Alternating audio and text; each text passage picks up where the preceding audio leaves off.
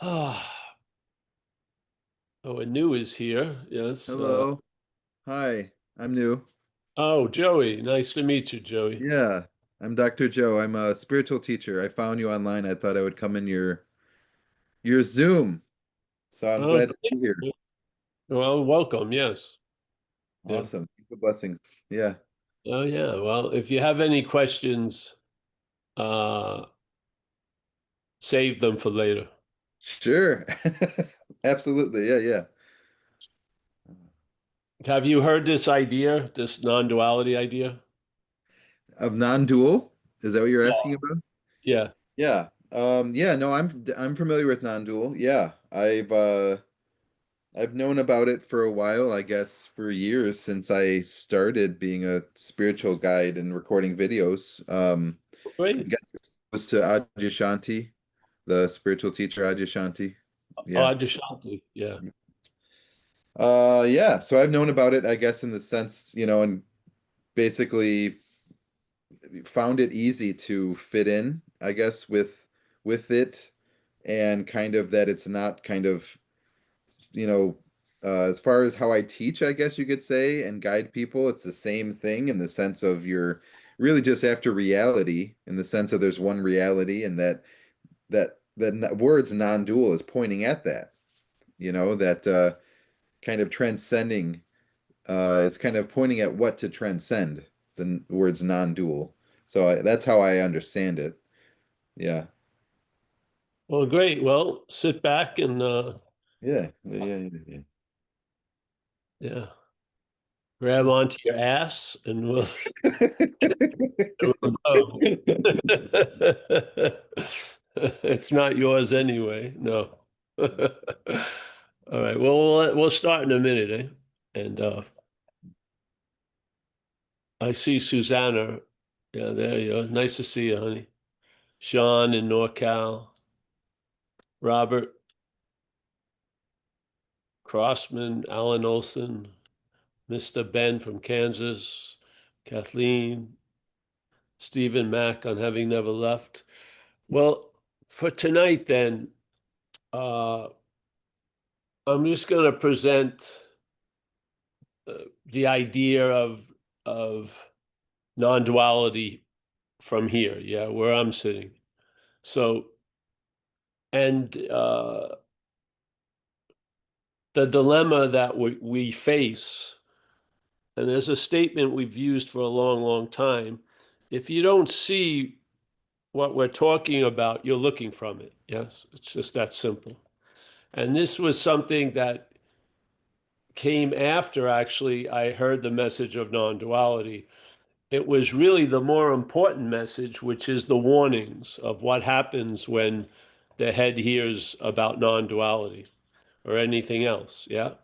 And the warnings to me have more value than the message itself because the message itself is just redundant. It's basically based on being ourselves reality. So obviously, that's not how we seem to be traveling. So we have to look at that which we're taking ourselves to be and maybe have a strong, healthy suspicion. And by seeing what we're not, that is actually what we are. We are the awareness of what we're not. Yeah. So, so I was introduced to non-duality, Berkeley, California, in a park. A lady from East Europe. She was a very soft-spoken person. I didn't even hear what she had to say. There was only like four people, and there was people playing soccer and other shit around. But I sensed something, yeah, and that set off some trains of circumstances that brought me uh, to a book called "Who Cares" by Ramesh Balsekar.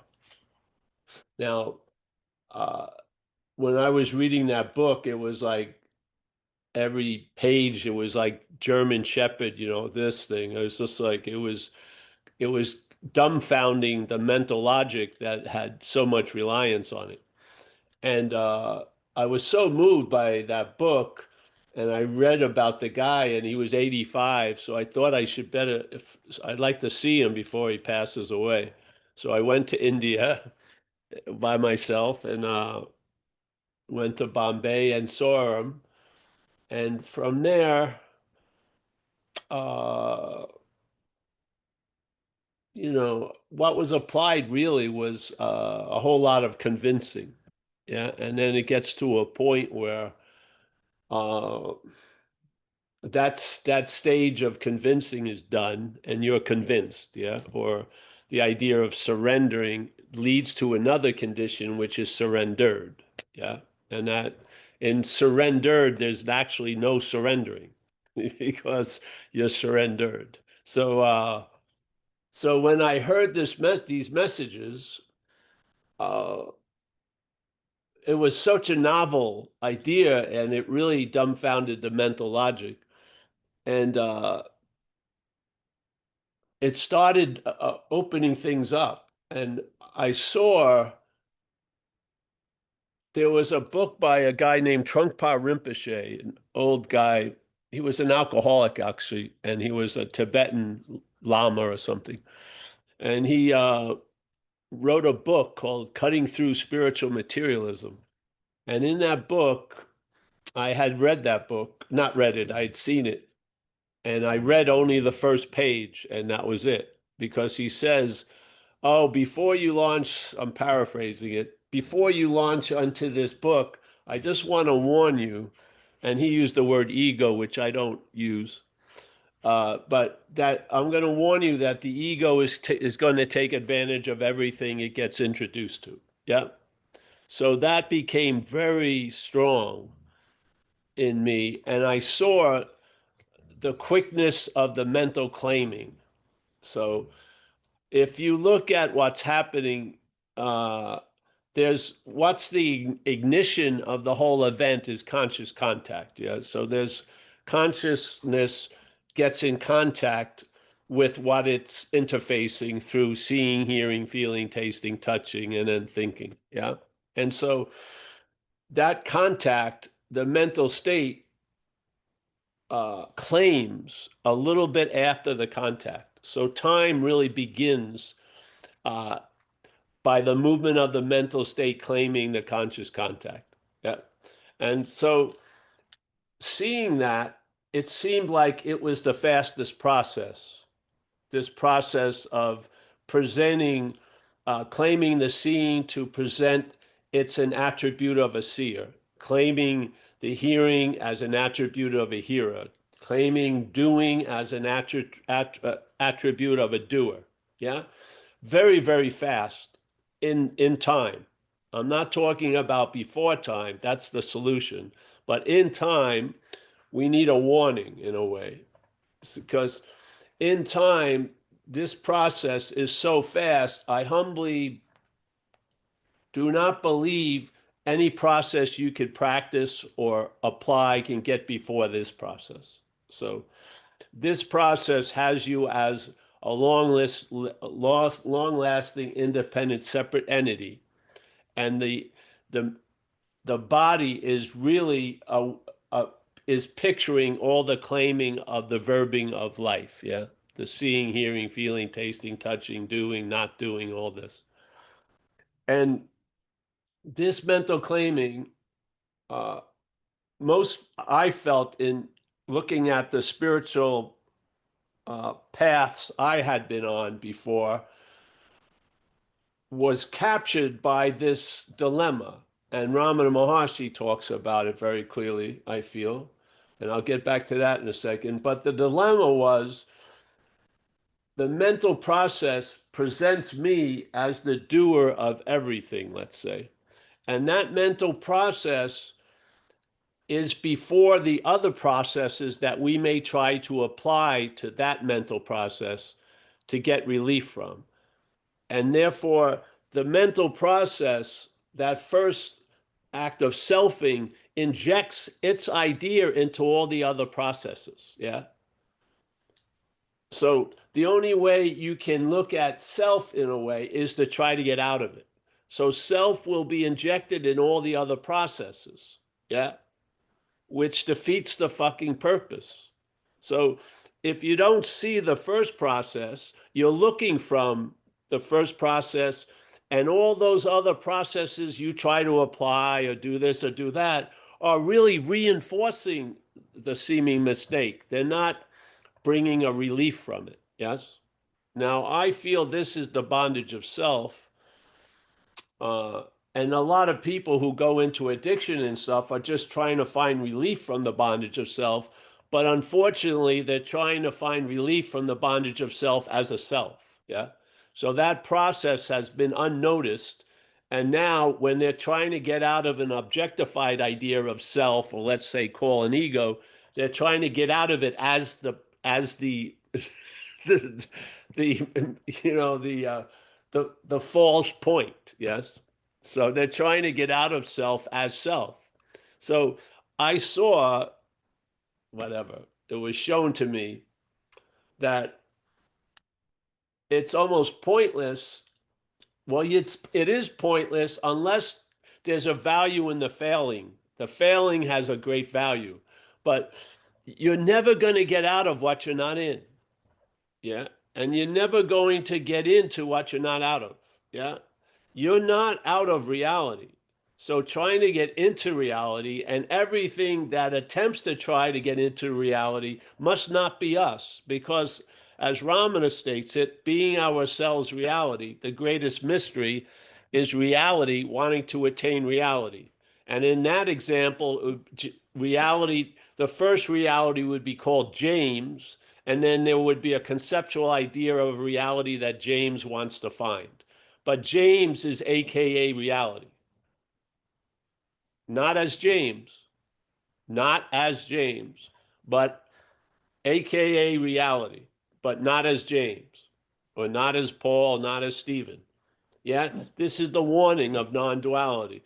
If the warning isn't heeded, you're going to be looking from it. You're going to be looking from that first process's effects. And if you do and are, your spiritual practices themselves are reinforcing the mistake. How are they going to destroy it? Yes. And this became so freaking obvious to me that uh, the air was left out of all the balloons at one time, at one moment. Yeah. Never to be blown up again, so to speak. Or what believes it's blowing it up, I see is not me. That's all. Yeah. So when we first started the videos years and years ago, we used a parable that's introduced by a lot of teachers, India teachers, the parable of the sheep and the lion, to try to get this point across. Because what happened with me, whatever was downloading told me, if you do not move from this point, because if people don't see this point, they're looking from it. Yeah. And it was wild because when I was young, before this stuff happened, I was really interested and got juiced up when people were talking about their advanced stages of spirituality and they're been transcending and this and that and that. Yeah. And if I was driving and I found it on public radio, I would listen to it, man, get excited. After this idea hit me, when I would hear those stations and the person would start going on of what's happened to them and what they did, I had absolutely zero interest in it because there was a person still. I don't care how great the person becomes. I don't. I have no interest really in it. Yeah. And it was really cool because I would immediately turn off the station because here we go again, on and on and on and on and on. Yeah. Because uh, if you don't see this, you're looking from it.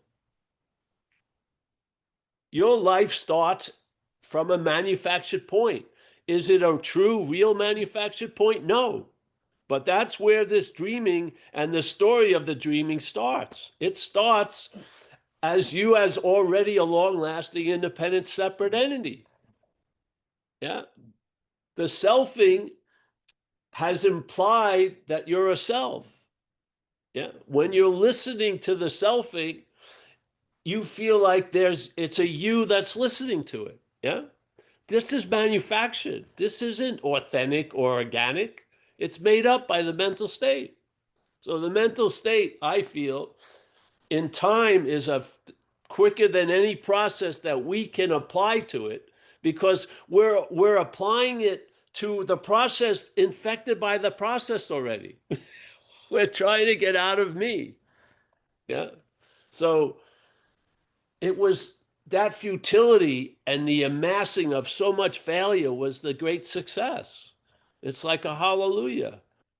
And then, you know, relief was not something you found, it was something you expressed. It was readily available.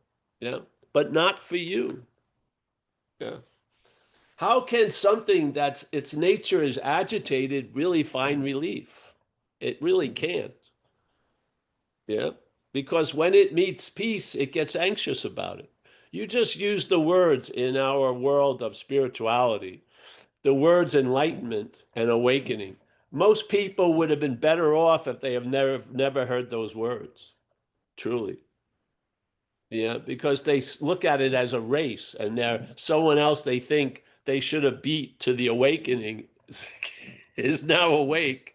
And then the enlightenment, which is one definition of it is the cessation of all suffering, is used by the head to produce suffering.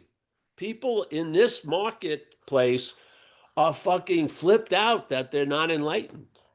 Yeah. So what more example do you need? Enlightenment, which the definition is cessation of all suffering, is being used to produce suffering in the spiritual business, the spiritual economy. So I don't care what people do or don't do. Yeah, I want to just provide the warnings because just like in that story with the lion and the sheep, you know, the young lion gets abandoned often because the older lion, his mother gets killed, and it's roaming around and it runs into a herd of sheep and it moves towards them. The sheep knows it's a lion, it doesn't, and they get a little anxious, but then they realize it doesn't know it's a lion. So it gets adopted by the sheep herd and it tries to live the best it can as a sheep. Yeah. And it's listening to people, you know, worried about who's going to be the next sweater and all this shit. And it seems on one level, what the fuck's going on? But he doesn't know any better, so gets its hair curled and it's trying to bah. And when and he just goes on and on and becomes a big elder in the sheep herd. Yeah, because it's he's still an ass kicker, no matter what if he thinks it's a sheep or not. So he becomes a big elder and has a sheep wife, and they have babies. They look a little strange, but they just rationalize it away. And he's like a big chief sheep in this thing. And then one day an old they're chewing cud around on the savannah, and an old lion comes in, starts rushing after them, and then in the corner of his eye he sees this younger lion running. He thinks he's joining the hunt, but he realizes it's running with the sheep. So he veers off, tackles the young lion. The young lion knows it's a lion, the old lion. He goes, "Oh, Mr. Lion, please don't eat me." The old lion's a little perplexed, just drags it to the watering hole, puts their both heads over the water. The water is calm. It has an ability to reflect. The young lion sees its image and it sees the older lion's image, gets it down. I'm a lion. That's the end of the parable in India. But what happens? The old lion's got to leave the waterhole, probably. He's got other things to do. Yeah. The young lion's got to leave the waterfall. He can't keep looking with the old lion to keep remembering or reminding himself that he's a lion. Yeah. So as he's walking away, which is inevitably going to happen, the sheep programming kicks in and now has the revelation of his lionhood as an experience the sheep had. That's what I'm talking about. If you don't see that, you're looking from it. If you don't see that mechanical move, you are looking from the mechanical move. Yes. And now, as a self, you may have all these plans of how to get out of self. But there is a fact we've learned in recovery is self cannot get out of self. Yeah. So this is the point that we don't attempt to, we just go to it, go to it, go to it. Because uh, as a head, we're taking you, on a path to a trough, and when the head looks down, it's empty. Yeah, it's empty. But the fact is, what you are, that emptiness is the fullness of everything. So we're not speaking or talking to Joey, or Honesty, or Stephen Mack. You're the obstruction, basically. We're trying to speak around and throw the ball over because Joey can only reach to a certain point. He doesn't have 50-foot arms. Yeah. So you can perplex Joey's little mental logic. You can throw a curve, you can throw this and that. The whole point is to miss Joey so that it lands in the Buddha nature. Yeah. So when the Buddha hears that it's stupid to use the Buddha to seek the Buddha, he gets it. When Paul hears that, it's quite perplexed. Yeah. When the Buddha hears it, it gets it. And really, what gets non-duality is not Paul, it's our nature. The real nature that we are is what gets the message. Paul, no matter how much it grasps or tries to get or understand or takes notes on it, it cannot get it. Yeah, that's the beauty of the message. You, as you are composed, cannot get the message. That's the message. Yeah. And I feel satsang is an incredible,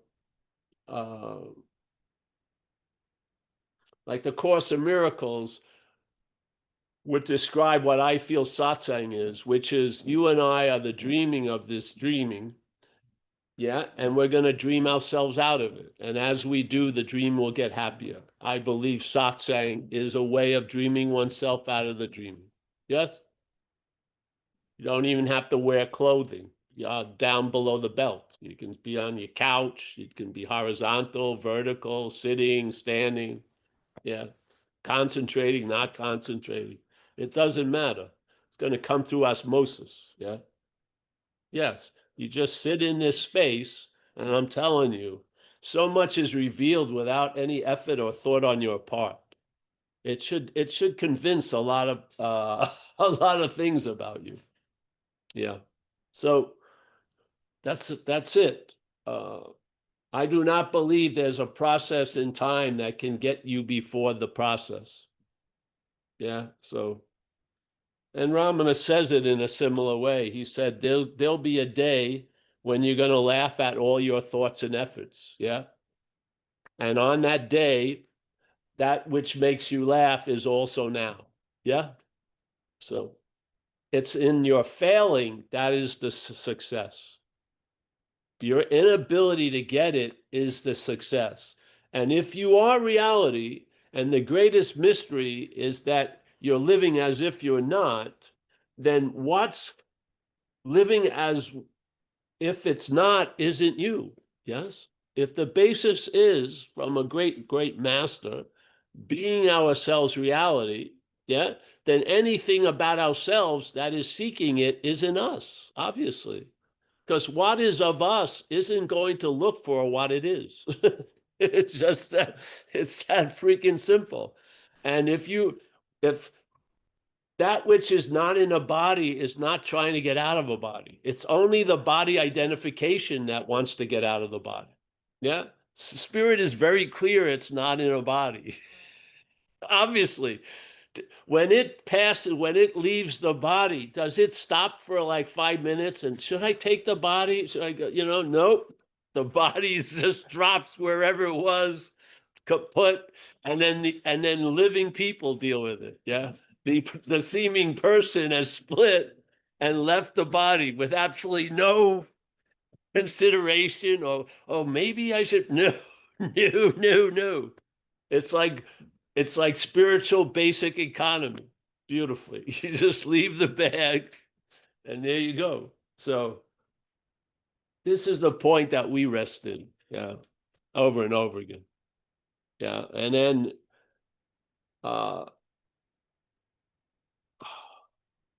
Mm. In a way, to really honor the root, you keep cutting the branches and the leaves. Yeah. You just keep cutting all the growths because what grows from the root through this dreaming, yes, is really not of the root. So we like to cut all the like adornments and just keep cutting it so that the root is just laid bare. Yes. Yeah. And you will see the emperor has no clothes, and you'll be able to recognize it has no clothes while it's wearing a lot of clothes. Yeah. Yes.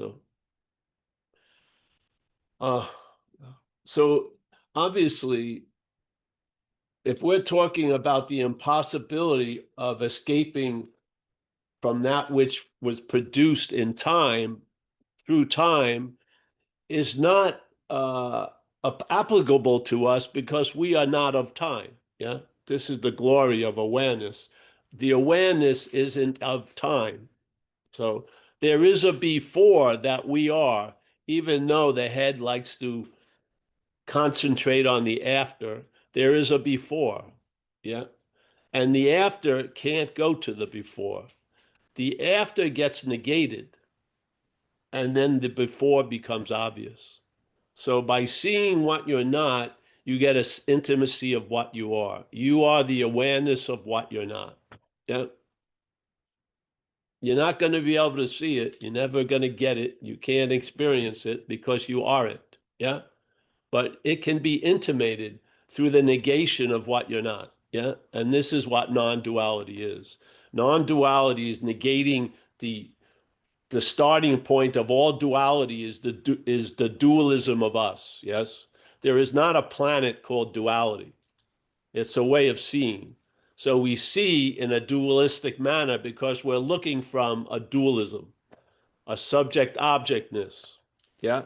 And this is the negation of non-duality. It's not two. Thank God it could have been not 80. It could have been not 50. Then everyone could have a big long career, but it's not two. Yeah. You see the object, you see the object is not you, and then that which says it saw the object is not you. Yeah. So you bring the subject object in the same room at the same time, because usually they're not, and you ask one of them, who am I? And the one who's asking it, yeah, and the one who's asking the who am I, and the one you're waiting to hear an answer, neither of them are you. That's negation. Yeah. Non-duality is negation. Beautiful, surgically clean, doesn't need any hydrogen peroxide because it's all imaginary. Just fruit. Yeah. Yeah. And then you just get on with it. If you're living in Novato, you're completely in Novato on a Wednesday night.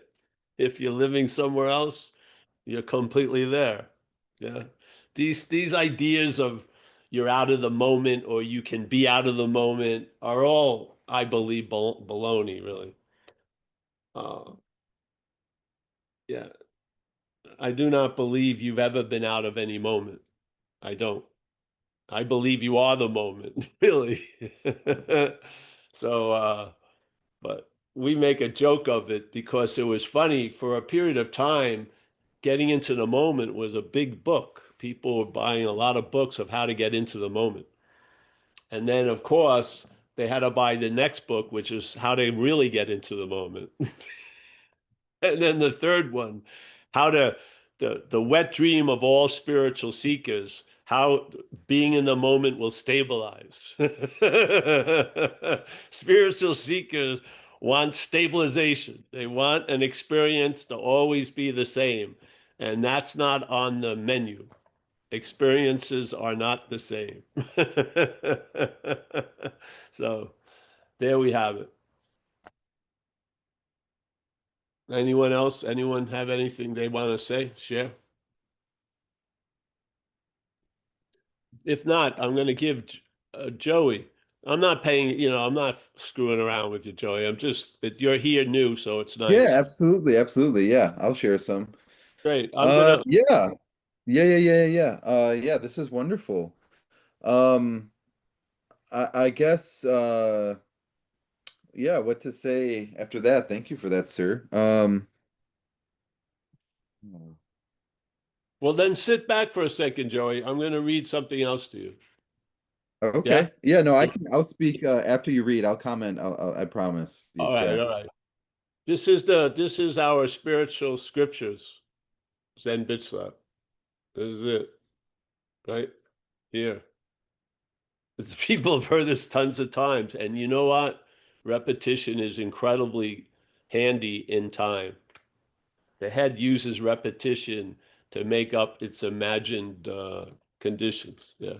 So this is from Ramana Maharshi. He's like the godfather of non-duality. Yes. So here he goes. Uh, there is no greater mystery than this, that being the reality ourselves, we seek to gain reality. This is an incredible statement. Yeah. First of all, he says there is no greater mystery than this. That's pretty that's that's a very strong statement. That being the reality ourselves, that being it, not conditionally later or before, and then we lost it and we're trying to get it back. No, in the present moment, we are the being of reality. Yes, simple as that. But uh, that being the reality ourselves, we seek to gain reality. So if we seek to gain reality, whatever makes up that we is not you. Yeah, just as that simple. It's the easiest way to recognize what you're not. If it's constantly looking for what it is, it ain't that. Yeah. So being ourselves reality, and Ramana would always give this lovely thing, just be still. Be still. All right. So let's be still for a second here and watch what can't be still. And for a second, don't claim that there are attributes you have. Just sit, be still, and then watch what can't be still. What can't be still is not you. That is not you. Yeah. Being still was not an order, Ramana said. It was a reality, obviously. Yeah. And what can't be still, but is constantly seeking to become still or to get still, yeah, must not be us. So this is what you see. You don't see the truth, you see from the truth. And then you see the falsehood. Yes. That's what it does. And in seeing the falsehood from the truth, that's a negation of the falsehood being taken to be the truth. That's what it is. Simple. Yeah. So he goes here, there is no greater mystery than this, that being the reality ourselves, we seek to gain reality. We think that there is something binding our reality and that it must be destroyed. Now, this is the mental logic. Yeah. Mental logic, yeah, I want to gain reality because I think it's going to give me a great advantage and shit like that. All right. So it pursues reality. And after a while, it says, oh, the obstacles is my inability to concentrate or whatever. But inevitably, you're going to be seen as the obstacle, you. Yeah. And therefore, this is the logic, the mental logic is that there is something binding our reality and that it must be destroyed. You're going to end up to being that which must be destroyed. You're going to slow walk your spiritual practice, I'm telling you. You're not going to want to get to the point of finding reality because in the mental logic to find reality is your death. You have to be destroyed to find reality. It's not, it's not that excited about that prospect. So now they have some spirituality is presented. It may take lifetimes. Woo! The head loves that. The head will sign up for 50 years of becoming something, but confront it to what it is and what it ain't. It just shrivels. Yeah. So here he goes. that it must be destroyed before that reality is gained. It is ridiculous. A day will dawn when we will ourselves laugh at our own efforts. That which is on the day of laughter is also now. One more. It is false to speak of realization. What is there to realize? The real is as it is always. How to realize it? Oh, wow. All that is required is this. Incredible. All that is required. You may need a couple of pens because there's going to be tons of requirements. All that is required is this. We have realized the unreal. There you go. What happens in satsang? You realize the unreal by hearing descriptions of what you're not, instead of hearing descriptions of what you are, which can only turn into conceptual ideas. You can describe what you're not. You're experiencing it, you can understand it, and you can describe it. And that's what we do here. We try to describe what we're not, and we hope that what you are gets the message. Because what you're not ain't going to get the message. It just can't get it. So there you go. And we're not, you don't need to ask anything, Joe, if you don't want. It's not like we were pointing out. If you want to share, great. It's not like, No, I'll you share know, for sure. Yeah, yeah, yeah. It's my yeah. job as a spiritual teacher, anyways.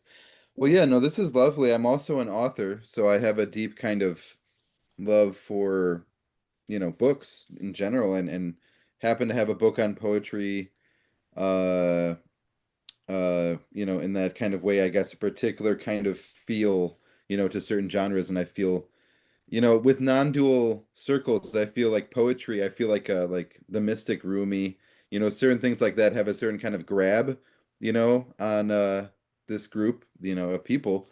Um, but yeah, I was gonna say in context and a response to what you were saying, sir, about destruction, of our I guess you call it ego, or something, that we're kind of, to put it, kind of in a very kind of assertive language, right? This aiming at destruction of, an aspect of ourself, And I thought of the Hindu deity Kali Ma, which is I'm not a scholar in Hinduism, but I know enough of it to talk about it, professionally in that kind of way.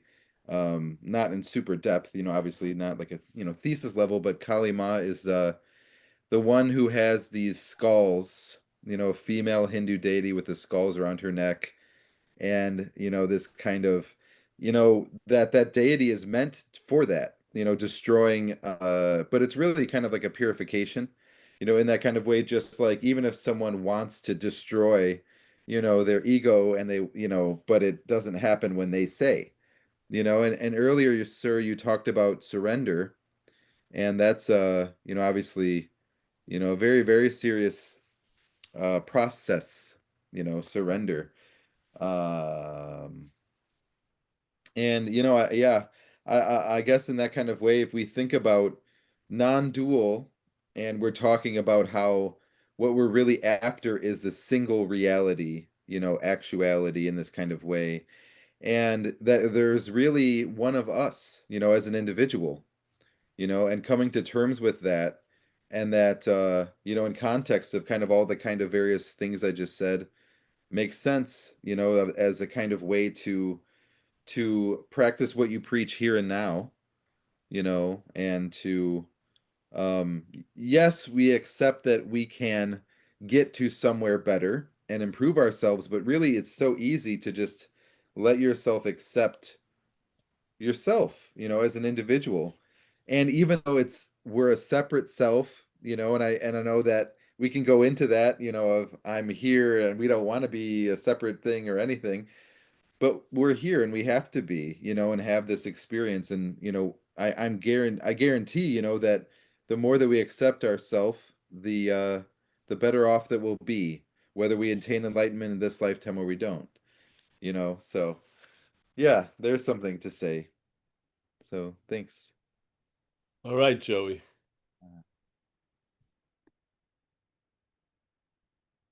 Anyone else? No, it's a good thing to do sometimes, Joey, if you don't mind. When people speak about an ego, they think they have an ego, yeah? And they have a wish to lose the ego, yes? What is that that has an ego? And what is that which would lose an ego?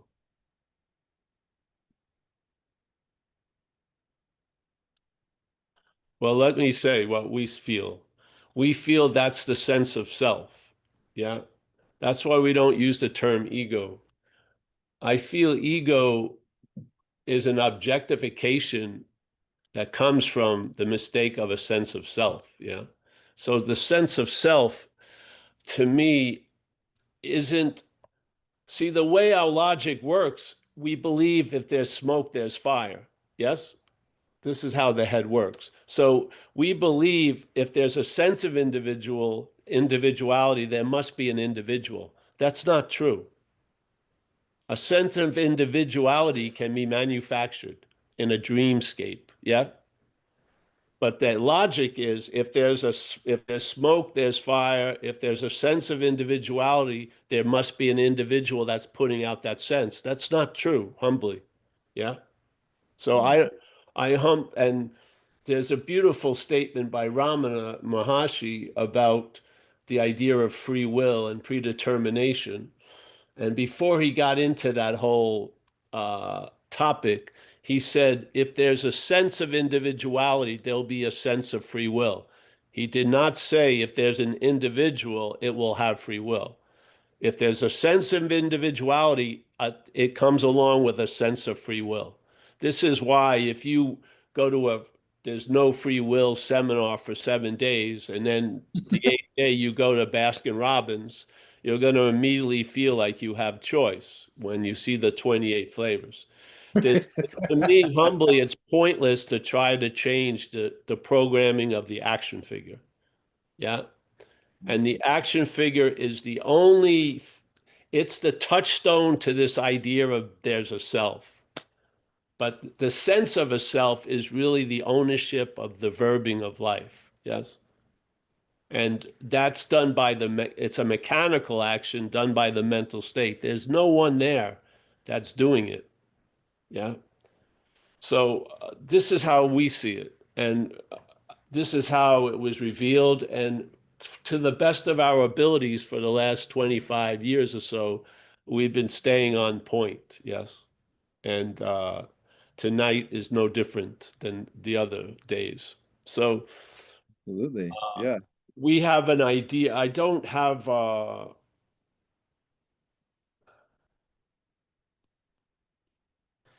if you look at the idea of you, you're remembered. Yes. So there's a memories of you, and it's I was Paul. And then there's a memory called future, you know, future dreaming, which is I will be Paul. And it goes, I was Paul, I will be Paul. And then its logic is, therefore I am Paul now. But there's no evidence there's a Paul now. And there never will be because there isn't. Yeah. It's manufactured in time, the sense of self. And it's reinforced and repeated by the thing, the station, the radio station we're listening to, which is either K Joey or K Paul or K James or K Kathleen, which is really just a subsidiary of Unclear Channel, really, like a franchise. It's the same station, just different names. And I mean, the same fucking story. So, uh, what how I've seen it is that the only way here that you can get to where you already are is to negate that which thinks it's somewhere else. That's all. Yeah. The only way you can get to where you already are is to negate that which thinks it's somewhere else. Yeah. Not negate it, meaning destroy it, but taking away it being you from it. Yes. Not turning over that you-ness to it. Yeah. Yes. And then because that you, if that is taken to be you, there is going to be a short period that there's going to be a coronation and you're going to be christened me. And then you're really up that ass, really. So this is a beautiful negation. And through the negation, it's the only affirmation that actually works, I feel. Trying to affirm it just reinforces the problem, I think.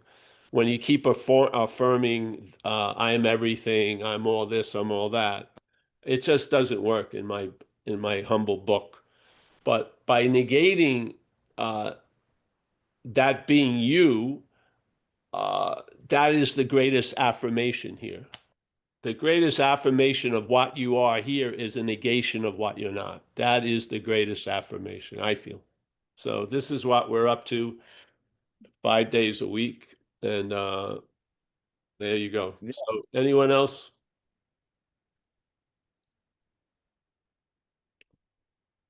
Then we'll have some long goodbyes tonight. Yes. Yeah. Paul, I just had a question about satsang, because you said you're doing those. Well, this is what we call this. This is Okay. association with we went through this with you before, Dana. Yeah. So satsang is from a Hindu. So sat means truth, yes? Truth. So it's SAT means truth, and Sang is sort of like a community or an association or a gathering. So this is a gathering of truth, so to speak. Yeah. So that's Okay. what satsang means. So what in recovery terminology, there would be a loving presence that is expressing itself in our group conscience. Yes. To me, this is a very high form of dreaming ourselves out of the dreaming. It is, I feel. Because basically, since whatever, I don't know when, this is all I've done is and obviously we're not doing it. I've just shown up at satsangs for years. Yeah, yeah, Okay. yeah, yeah.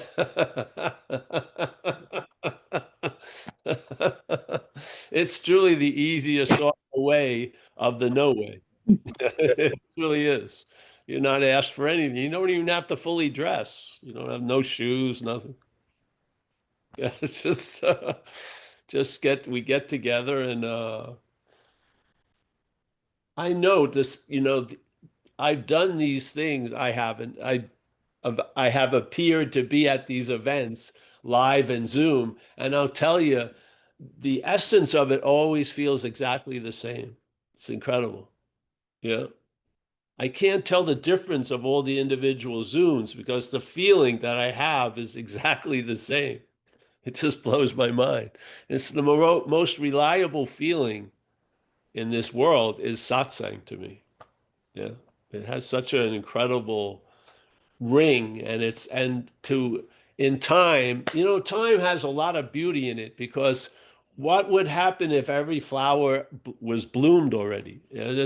Time has a beautiful it's a there's a huge ability to express things through time. And satsang is one of those. Yeah. You get familiar with a sense that you've shared with others. And it brings a connection with like Anu and Travis. And I haven't really hiked with them or climbed a mountain with them or was, you know, desolated on a island with them.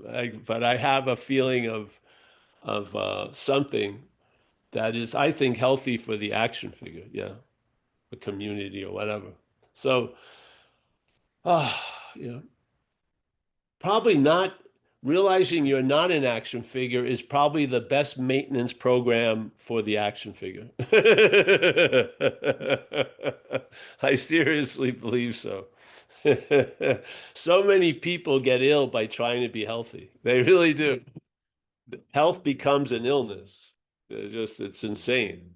Yeah. So, I have a question. all right, Joey. Yeah, so I do consider myself a Zen Buddhist and and a follower of Christ. And I wonder, which I actually got some flack for. I went to a bar recently and I gave someone my business card and this person, they happened to be an agnostic, not to go into a story about that, but they got all caught up in the gook of it and they thought, and they almost were asserting it to me personally. How can you be a Zen Buddhist and a follower of Christ? And I'm like, I'm sitting right in front of you as a functional, good spiritual guy. That's how. But anyways, I was going to ask you, which obviously is never a problem, by the way, to be both of those. What is Zen to you? I'm interested in what What your is answer Zen is. to me? You're neither Yeah. of them. Neither of What you said. You said two anything. things, and you said both, but you're neither. Yeah. That's what I'd say. Yeah. Yeah. I mean, I see Zen as seeing Just had a clearly. Zen bitch slap. Just let it reverberate. It's nice. It's good for you. Healthy. Yeah. Yeah. You're neither, bro. You're not the, yeah. Things move through us. Does the water ever confuse itself as the hose? Probably not. Yes. But oh, surely confuses itself as the bearer or the cause or the source of the water. Yes.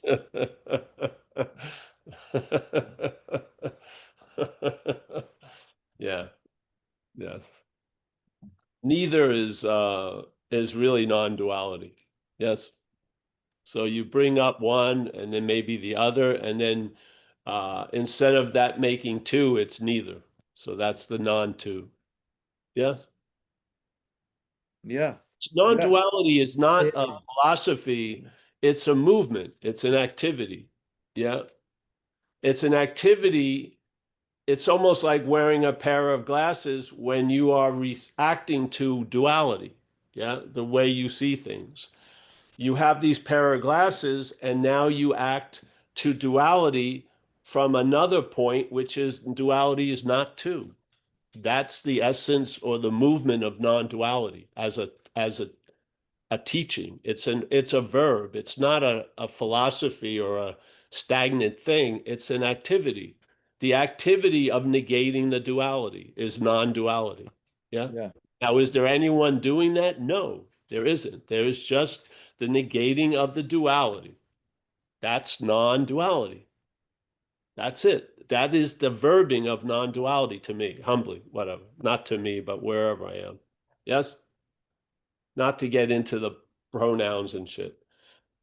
But yes, that's how I see it. Yeah. When my head would present me as being one thing and another thing, now it gets greeted with I'm neither. Yes, that's the beauty of non-duality.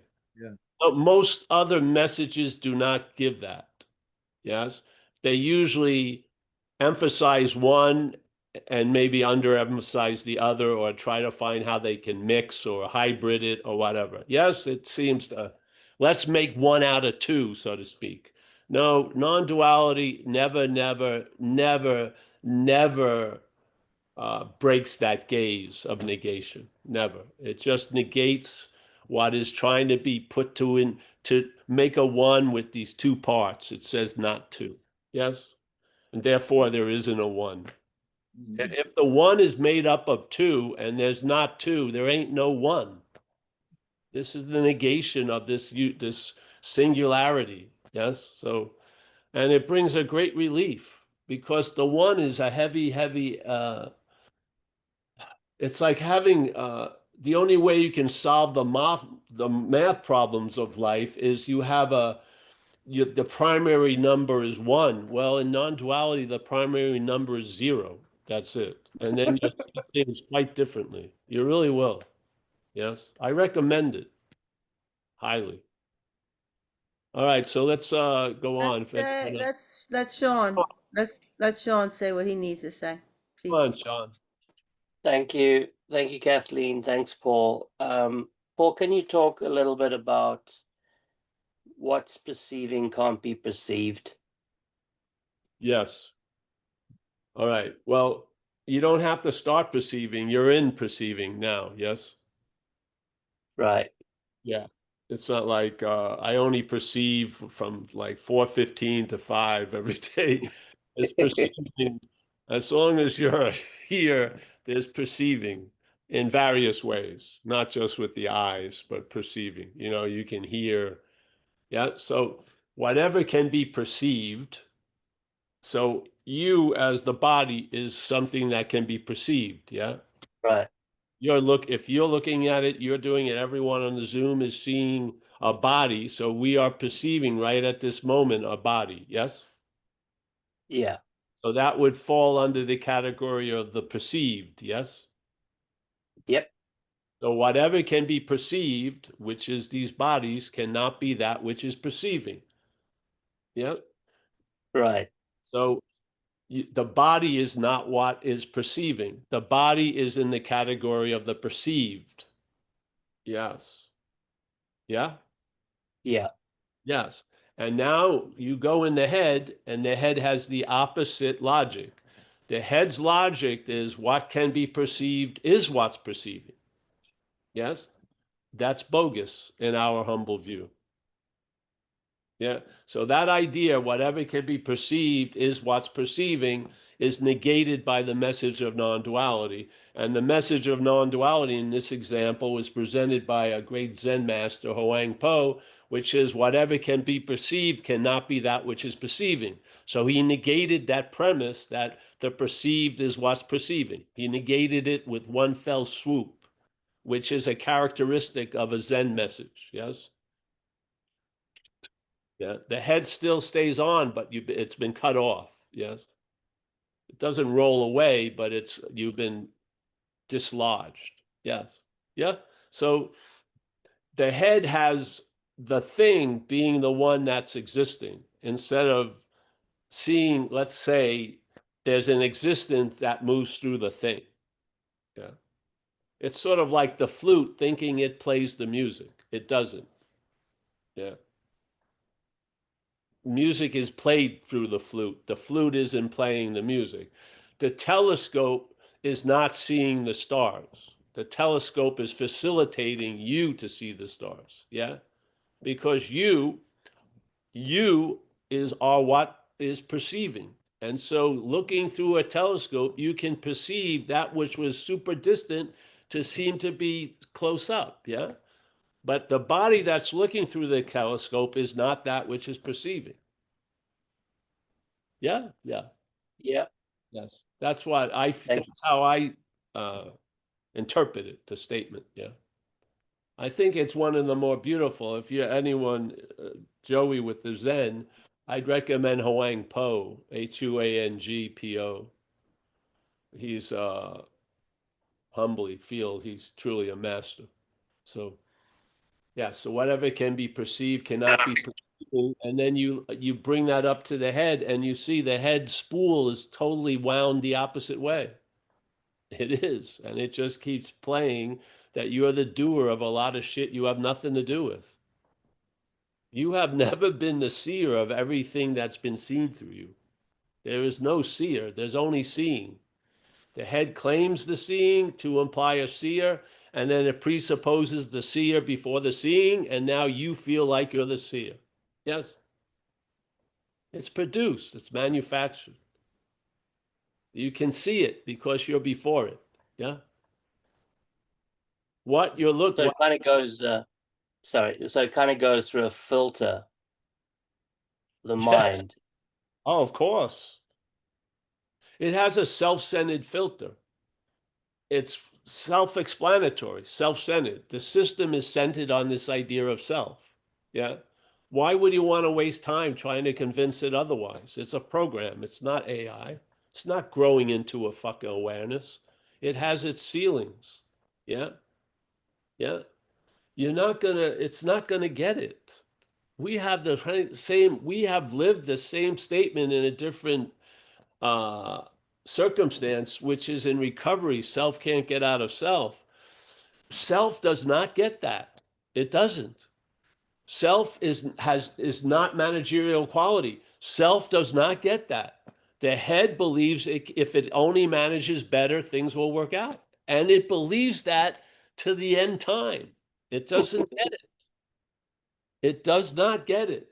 The head is not what stops the head. It isn't. There's an awareness that we are of is what stops the head. Yeah. The head just goes on going on. Yeah. Yeah. Yeah. So, yeah. Does the head lose a bit of steam when you put less attention on it? Yes, totally. It runs on the interest and attention, and it doesn't have any of its own. You're the bearer of interest and attention. It's trying to convince you to look its way. And most of us fell into a habit or a spell, and we look that way unconsciously. Yeah. And in the Course of Miracles, it's very beautiful. It says, this could be the one sentence you wouldn't need any other sentence to explain a huge situation, which is the brain interprets to the body of which it is a part. End of story. The brain is interpreting whatever you want to call it, light, into this narrative. And it's pictured by memory, and it's projected into a future based on memory. Yes.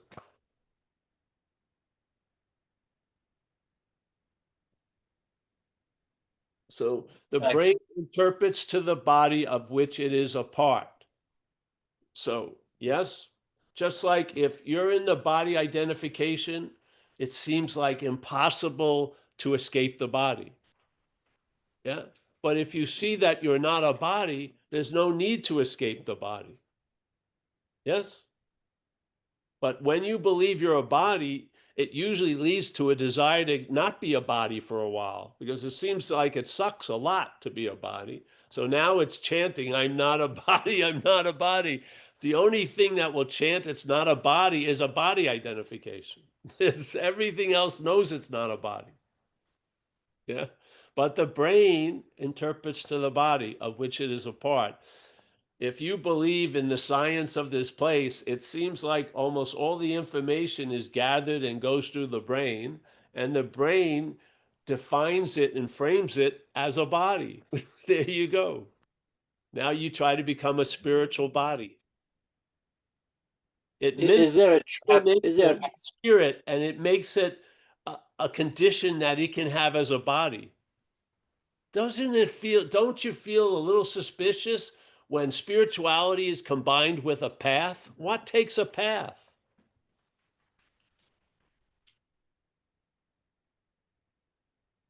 Yeah. You could picture a body walking down a path, can't you? Can you apply that to spirit? Do you actually believe spirit takes a path to arrive at spirit? I mean, it's totally insane. So, yeah. Is there a trap of when you negate the body and I was reading about spiritual bypassing last night. I'm To all for say that. spiritual bypassing. Sorry, say that again, please. I'm completely for spiritual bypassing. I am completely. Not the way they present it. I love that spirit bypasses a lot of shit. Yeah, Right. I'm all for it completely. Yeah. Just because someone's got a lousy old car is in the slow lane, of course it's gonna, if it has any power, it's gonna make laws to inhibit the fast lane. Yes? No, everyone has to go at my speed. Yeah. If you want to suffer and feel like that, great. Yeah. I don't know what you need to do, but how can you enforce it on others? Yes. Yeah. So I'm a true believer in bypassing a lot of shit. Yeah. What do you mean? What is it? You have to earn something? Yeah. I'm not a believer in that. Of course, the head will use everything. It's mechanical. So if you want to get an immaculate message that's never claimed by the head, there isn't any. The head will claim whatever you're brought into contact with. Yes, but listen, to use that as a denunciation of a very beautiful invitation that you are what you're looking for right now is to me a mental complicity. Yes, it's working for its own agenda at that point. Yes. Let's stay in the slow lane. Yeah. Yeah. Thank you. Yes, that's my opinion. I haven't read any of that, but run into it quite a lot. We have a similar thing in recovery where people will share, but they always remind everyone, I'm still fucked. Yes. Yes. Oh, they've incredible stuff, but they have to always put it in. The I'm still fucked. Don't worry. I'm with you.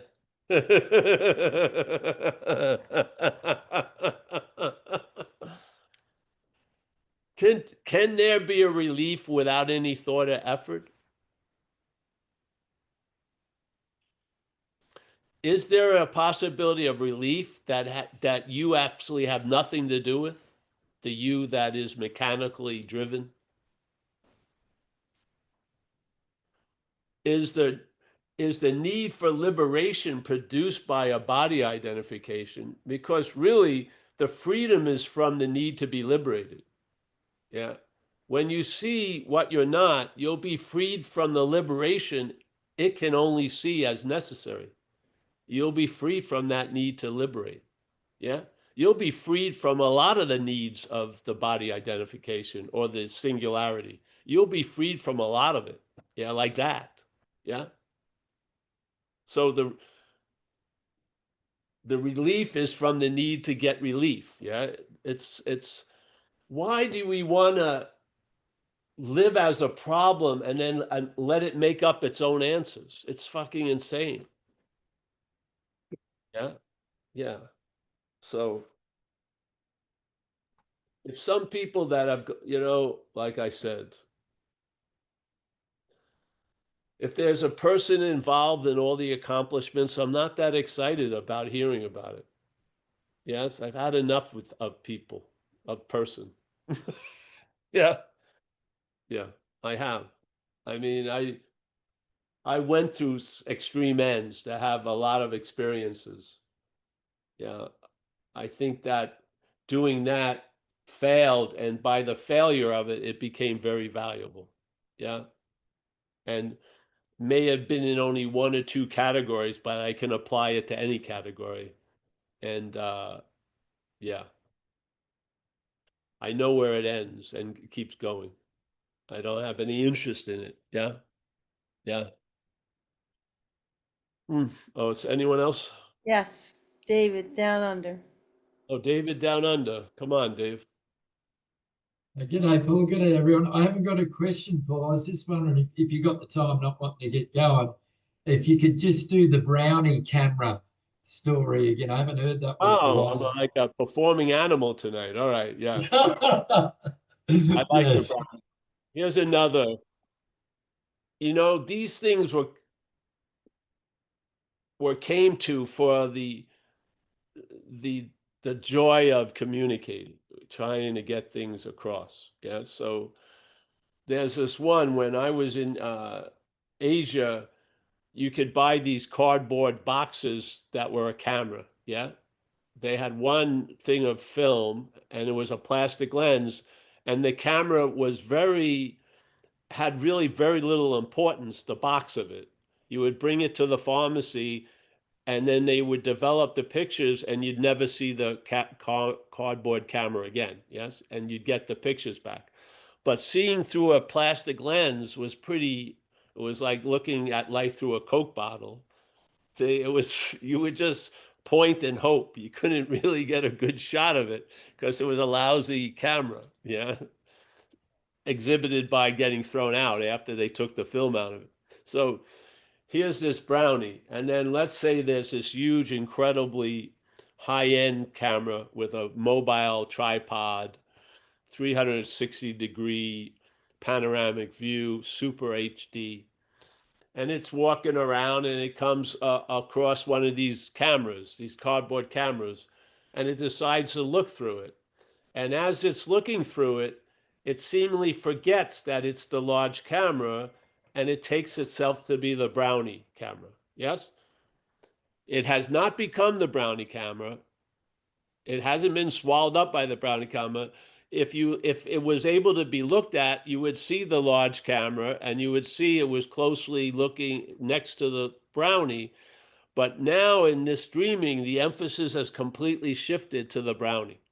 So now this camera, which has feelings of panoramicness and HDness, is starting to try to adopt or adapt to the brownie shit, and it decides this ain't good enough. So it says, I'm going to save my money and buy a Nikon lens, like a $2,000 lens, and I'm going to put it on the camera so I can see better, get better pictures. But unfortunately, the first lens is the plastic lens. As we talk about, the first selfing process is before all the process, you try to apply it to get relief from it. Yeah. So here's just a really paint out what we were getting across with these ideas. So here it is. So he puts on the Nikon lens and he's still seeing through the plastic lens and then through the Nikon lens. He's getting still the same shitty pictures and everything. Yeah. And so maybe he buys a couple of more better Nikon lens, but sooner or later, hopefully he gets to the point.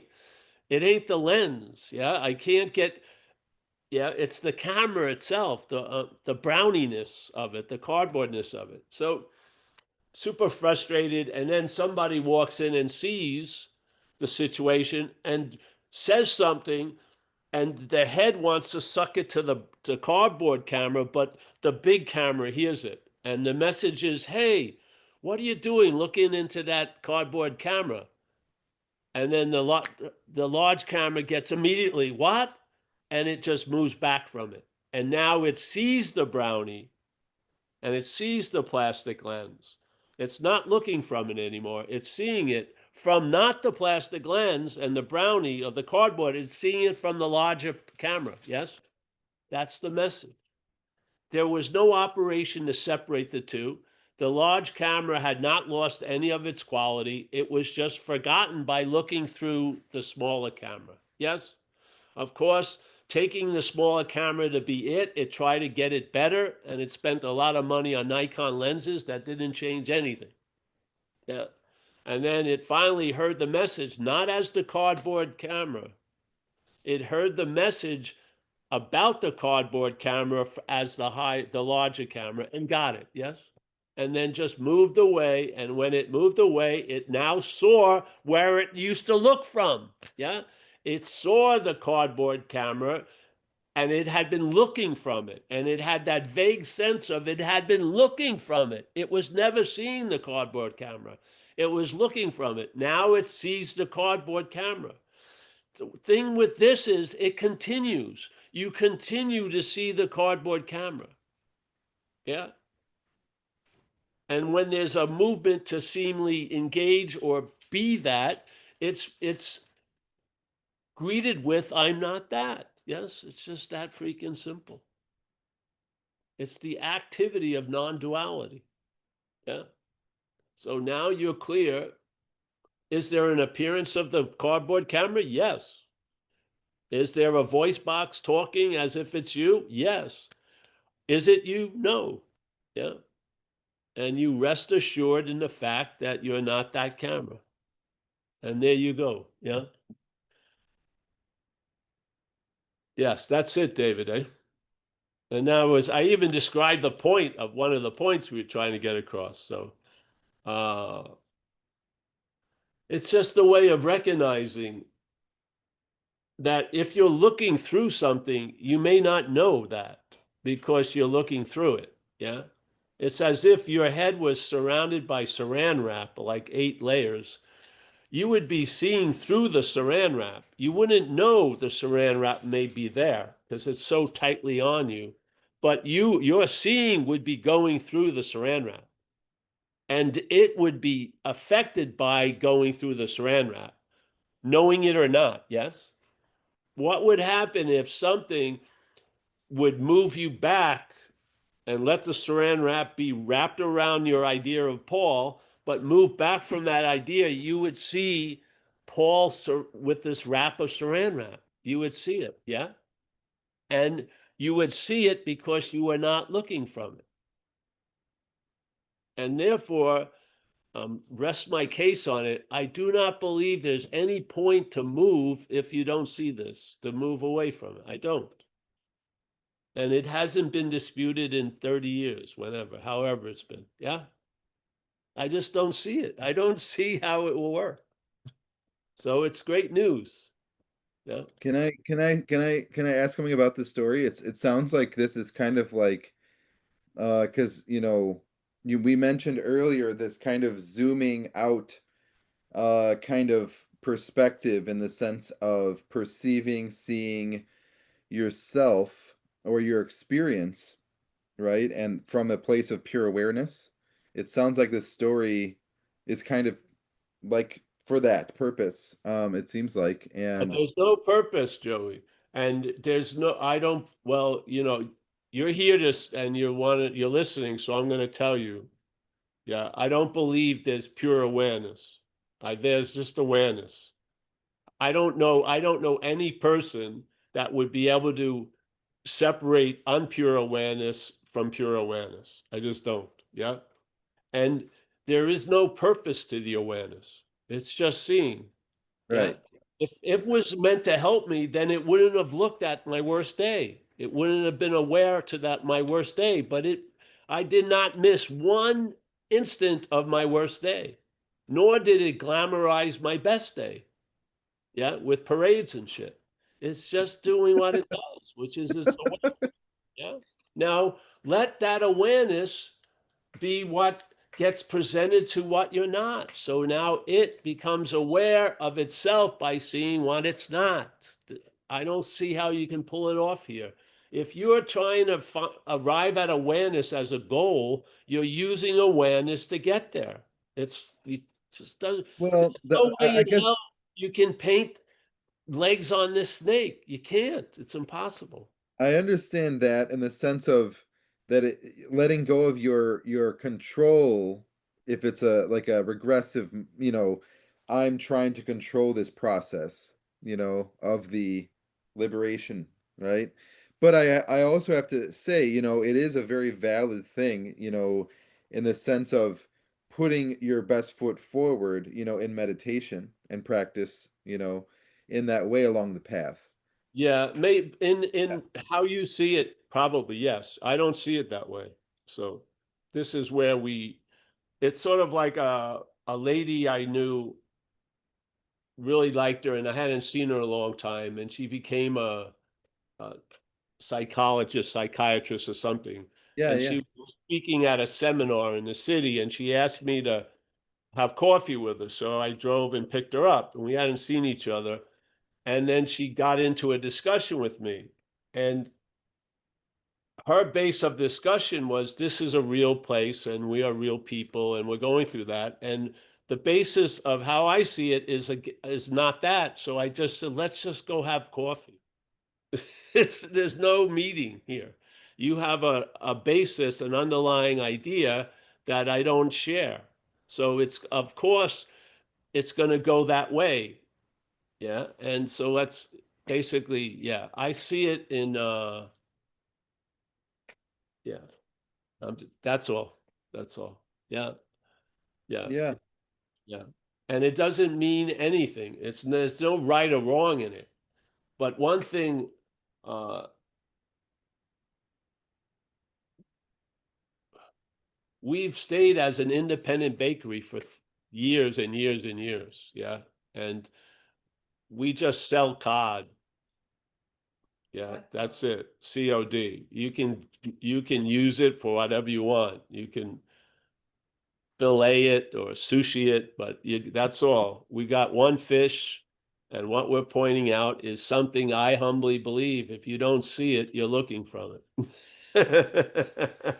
And oh, oh man, what you think you are missing out, uh, you really don't know what you're missing. Really, yeah, that's my feeling. And I'm very happy, Joey, to meet you. And Thank you. you're Yeah. always welcome here at Zen Bitch Lab. Yeah, Yeah. yeah, yeah. Thank you. This is wonderful. All right. Um, I yeah. think I'm gonna move on though. I'm gonna say my higher powers here, and I think I'm gonna eat soon. So yes. All right, David. Always a pleasure, my friend.